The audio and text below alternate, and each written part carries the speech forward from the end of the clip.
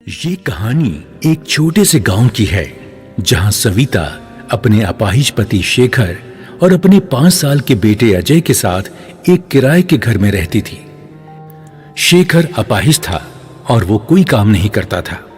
जीवन गुजारने के लिए सविता उसी गांव में कालू की दुकान में सफाई का काम करती थी। सविता बचपन से ही विष्णु भगवान की बहुत बड़ी भक्त थी। वो बड़ी श्रद्धा से भगवान विष्णु की पूजा करती।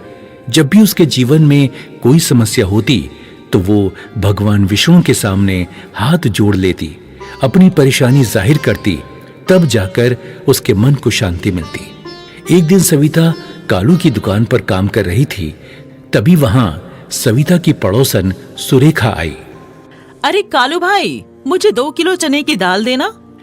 अरे सुनो सविता बहन, क्या तुम सुरेखा बहन को दाल तोल कर दे सकती हो?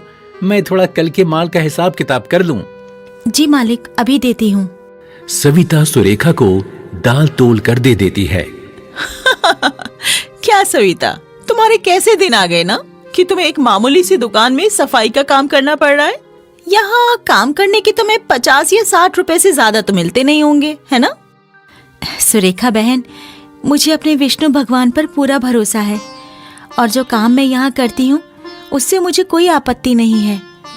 और हाँ, वैसे भी मुझे इतने पैसे तो मिल ही जाते हैं कि मैं अपने परिवार के लिए 2 समय के भोजन की व्यवस्था कर सकूं। हाँ हाँ, चल ये ले, अब पैसे काट दे दाल के। और हाँ, ध्यान से, 500 रुपए का नोट है। तूने पहली बार ही देखा होगा ना ये 500 रुपए का नोट। देख ले अच्छी तरह से, ऐसे ही होता है 500 का नोट, गरीब कहीं की।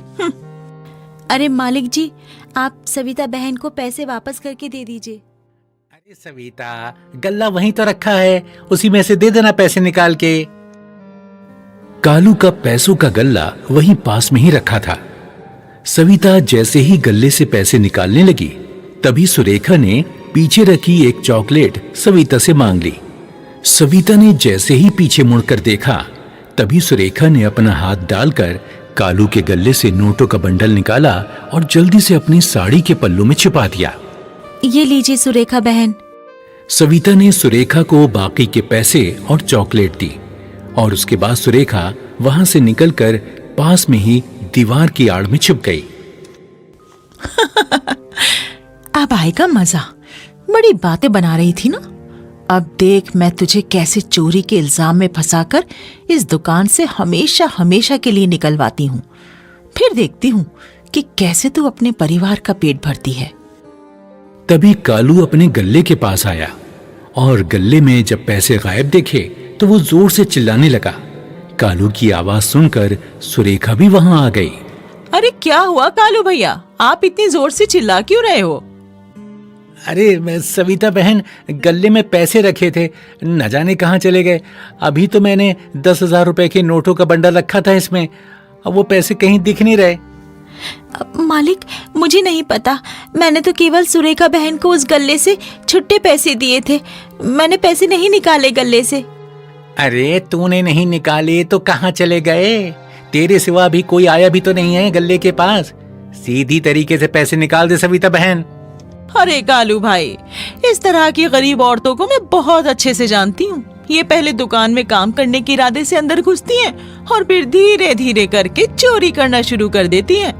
आप चिंता मत कीजिए, मैं अभी इसकी तलाशी लेती हूँ। सुरेखा सविता के पास आई और उसकी तलाशी लेने लगी। तभी सुरेखा ने चुपके से अपने पल्लू में से 10,000 रुपए के नोटों का बंडल निकालकर सविता की साड़ी के पल्लू में छिपा दिया और झट से वही बंडल निकालकर कालू को दिखाया। हाँ, ये देखिए कालू भाई, ये रहे आपके 10,000 रुपए। इस